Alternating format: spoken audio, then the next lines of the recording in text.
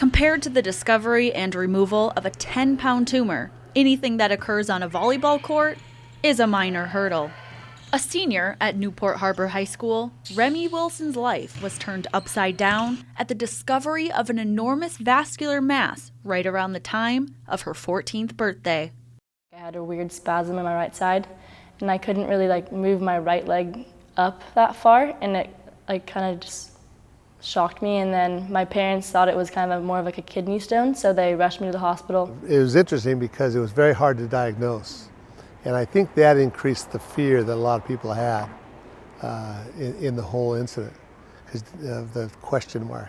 They couldn't operate on it right then, and it was too big. And then so we got all these other references and what we should do, and we decided to go to UCLA hospital because they had the best option. But because the mass was so large, doctors had to take out 2/3 of the psoas muscle, which connects the spine to the legs. The silver lining, the tumor was benign. I'm still numb on my right leg and the right side of my stomach because they had to cut nerves, I guess, to remove the tumor. But yeah, everything turned out okay. It was benign and stuff.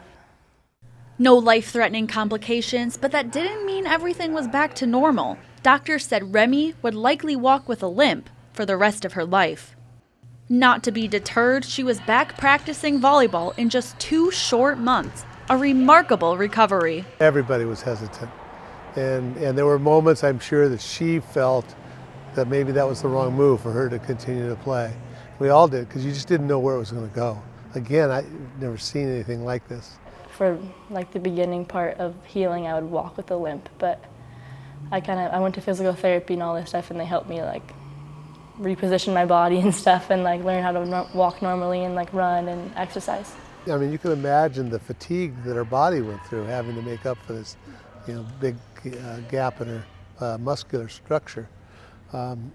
So she continued to keep coming back, and that told me that she really wanted to do this. Against overwhelming odds, Remy made it on to Newport Harbor's team as a freshman. Not an easy task. After all, this is a school with tradition. Olympic medalist Misty May trainer and April Ross played there. We have some requirements on Varsity. We have to run a 7-minute mile and do 30 double jumps with the jump rope. And I didn't think she'd be able to do those. And we were still looking at her as a varsity player, but she came in and basically willed herself to be on the varsity. She worked really hard, and she was not going to let it stop her. Every day she would just pretend like everything's fine and just work really hard to make the team. It was just something that I loved, and I couldn't imagine not having that in my life, really. Despite a distinguished high school career, Remy had a difficult time convincing UCLA coach and former Olympian Stein Metzger that she was ready to play at the next level. So she started training with the best to get her shot. May trainer's dad, Butch, and Olympic medalist Holly McPeak. UCLA has always been a dream of mine, especially since I went to the hospital there. It always kind of would have been such a cool experience because I went there, I stayed there at the hospital, and then to continue and go on and continue my education there would be really cool, I thought. And so it's always been a dream of mine. After much persistence, contacting Metzger over and over, proving herself through her work, Remy finally got an offer and committed to UCLA. The real bottom line is, we talked about a task, we talked about a method, and she went out and got it done through a lot of hard work and a lot of time management and a lot of rejection to get to the point that now she's able to enjoy that reward. For Fox Sports West, I'm Adriana Torres of the Cronkite Sports Bureau in Los Angeles.